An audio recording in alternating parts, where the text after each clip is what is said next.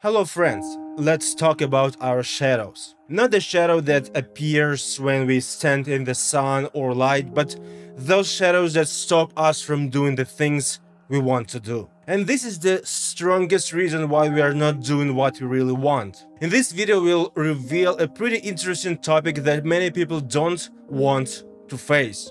Because they think it's something about mystery, magic or spirituality. But before we jump in, I ask you to subscribe to this channel to support it.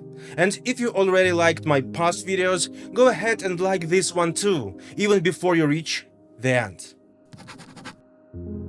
The concept of the shadow comes from Carl Gustav Jung, a Swiss psychiatrist and psychoanalyst who founded analytical psychology. And here's a clear definition. The shadow is the part of our personality that we repress or deny.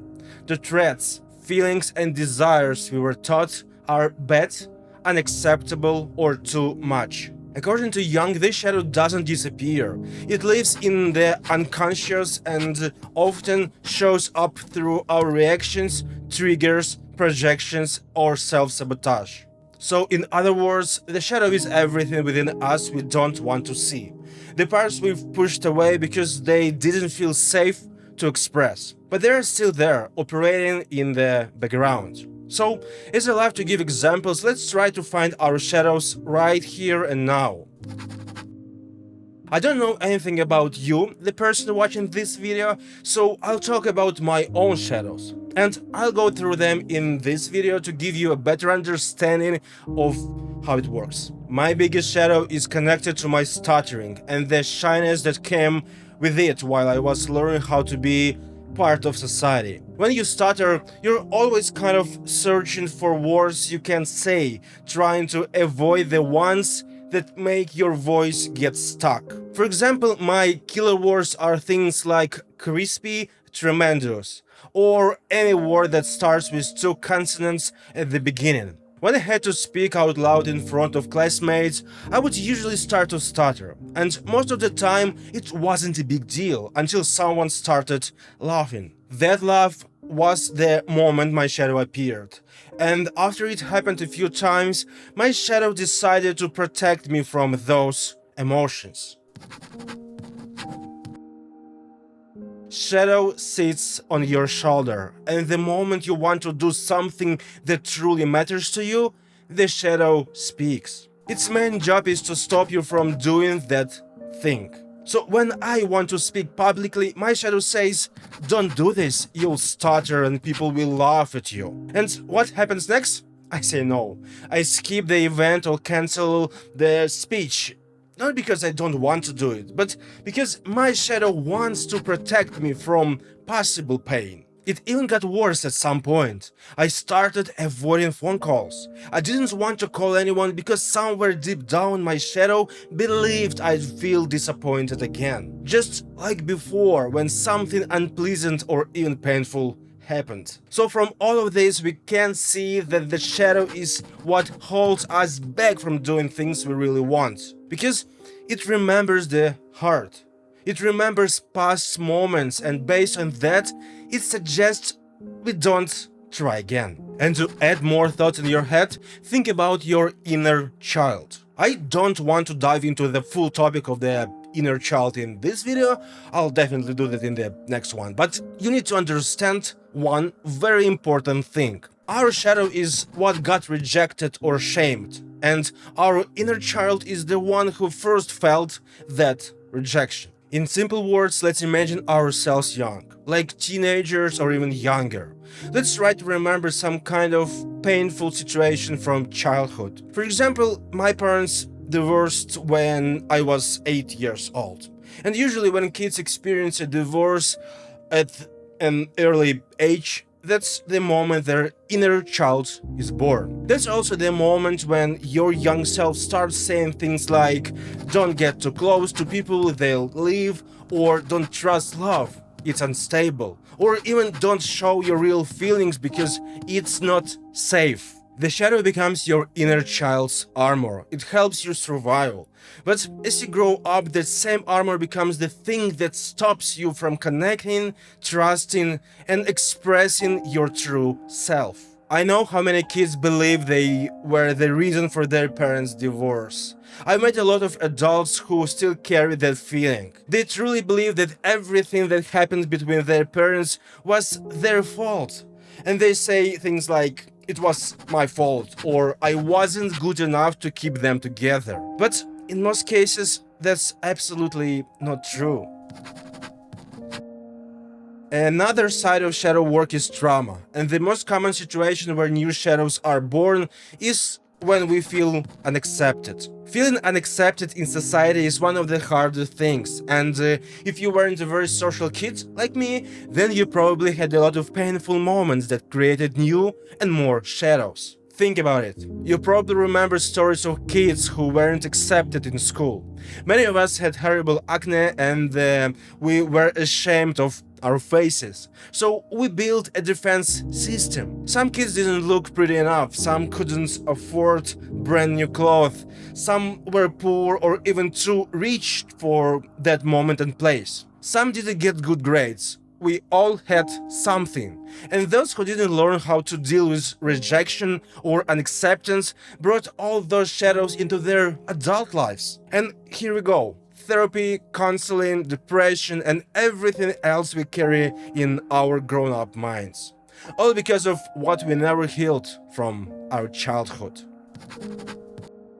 I think we can also speak about the shadow in the case of acquired fears, like fear of spiders, deep water, or anything else we might be scared of. Because usually when we are afraid to do something, the voice we hear inside us, it's not really ours.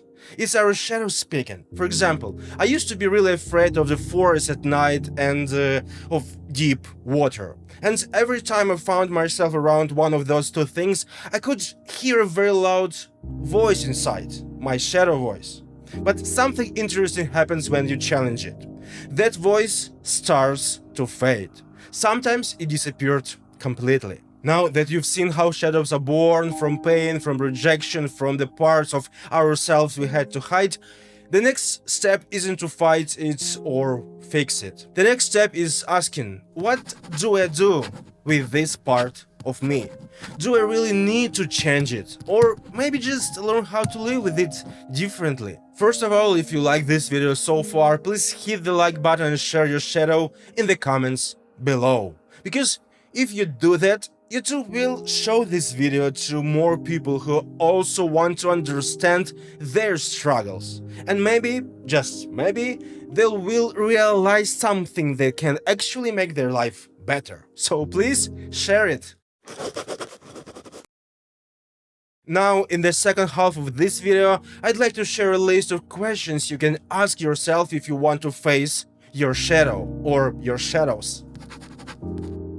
As you might know, I practice meditation every day for about 25 to 30 minutes. It helps me become more aware of my feelings and emotions. It gives me the skill to understand what I feel and to be ready to react when something bad happens or when I feel like I'm starting to lose control. And when I encourage you to meditate, I don't mean you have to do some fancy yoga-style meditation, sitting in a lotus pose and counting your breath. I'm talking about learning yourself, your mind and your emotions. Because next time you think about your past and try to remember the moment when your shadow was born, I want you to remember these words. Instead of asking, why is this happening to me? Just ask yourself, how did I choose that? How did I choose to close myself off from the world? Why did I choose to stop believing in love or friendship just because my parents weren't ready when they started their family? Why did I choose to hide myself after that one love I heard when I was just a boy, standing in front of the class, reading my first poem or giving my first presentation? What was the truth back then, and how does the truth still live inside me today? Yes, I know, a lot of us aren't ready for conversations like this, and that's okay. We all have different stories and different experiences. But here's the funny part. Once we start talking to ourselves honestly, so many things begin to make sense. By the way, I have another video on this channel where I talk about shadow work and how it connects to our habit of blaming others. So after this video, I suggest you to watch that one too. And now I'm sharing a few questions that you need to ask yourself to discover your shadow and learn more about it. And the first one is, what am I avoiding in myself? This is one of the simplest questions anyone can ask if you truly want to understand yourself and change in a better way. So, what exactly are you avoiding in yourself?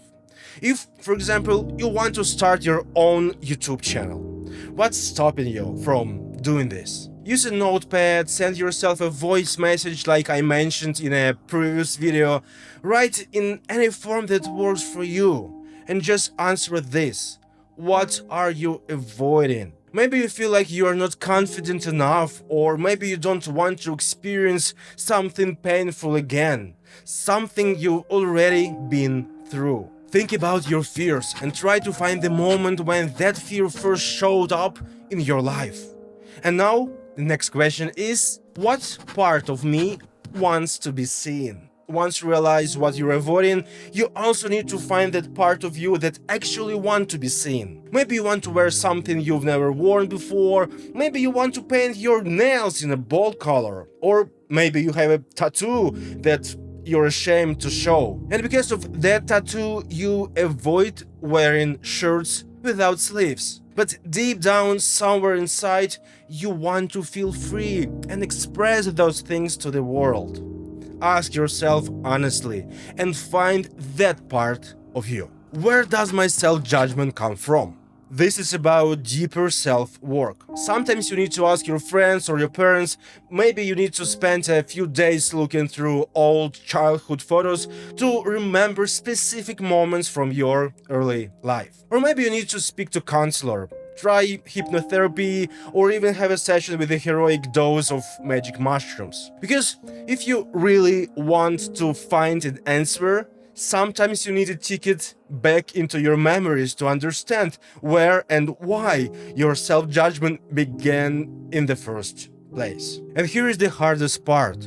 Sometimes healing doesn't come from fixing anything, but from grieving the lie you've believed about yourself your whole life. That one sentence, that one feeling, that one story you've been carrying for years. The belief that you weren't good enough, that you were too much or not enough, that you were the problem. Grieving that lie is a painful but necessary part of shadow work. What's under my need to prove myself? And this one is powerful, because if you grew up in a family where good grades were rewarded with candy, you probably kept chasing the same kind of candy in adult life. Praise, validation, something external that makes you feel worthy. I know many people who haven't started building their dream simply because they still feel they're not good enough, and they're still trying to prove something to someone. But try to go deeper. What's exactly under that need? Why do you feel like you have to prove something in the first place? What am I ashamed of? One of the most valuable and healthy skills we can learn is being able to talk to ourselves. Not just from time to time, but constantly. Being able to speak with our inner child, having daily conversations with ourselves and asking again all these questions. Because we don't need to be heroes in our heads. We just need to be honest with ourselves. And when we feel bad, we always need to ask, why do I feel so bad right now? What's the truth underneath that feeling? What do I criticize others for? I will not go deep into this one here because I already have a full video on this topic on my channel, so if you're curious about that, go check it out later. For now, let's move on to the next one. What emotion is hardest for me to feel? I have no idea how to build friendship. I feel uncomfortable when someone praises me, and I don't feel enough when someone tells me that the work I did was great. I usually respond with the same bullshit line, it's just my job. Not because I don't appreciate it, but because I don't know how to properly thank people. And I also don't really know how to praise others. That's something I'm working on right now, and I ask you to do the same. So the idea is not to destroy your shadow. You don't need to make it your enemy. Your shadow is simply part of you, and being fully yourself means learning how to live with your shadow in a balanced relationship. That means listening to it, understanding what it's trying to protect you from.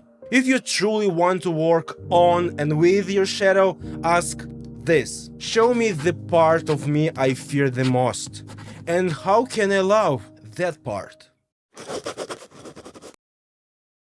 Always remember, your shadow was built to protect you from something that happened in the past. But the situation that once made you sad, the one that caused you to avoid things in your adult life, probably means nothing to your life right now. Because if you think about it logically, what kind of situations can really destroy a person's happiness? Even if you lost your whole family in a car accident, and yes, that's unimaginably painful, there is no sense in grieving for your entire life. If you were bullied in school, that doesn't mean you have to carry the weight of it forever. Let yourself feel the sadness, the anger, the pain. Listen to sad music if you need it. Tell people the truth when they ask how you're doing, even if you don't feel okay. We live in a world filled with people who are struggling, silently or openly. Everyone on this planet has something. Everyone has their own shadow. And I repeat, every person has felt or experienced something painful in life. And many of us still have the potential to be absolutely happy. We just need to accept ourselves and live with our shadow, like a team, not like enemies. Thank you for watching this video. I'm Dmitry, and these were my thoughts. See you next time, and please, love yourself.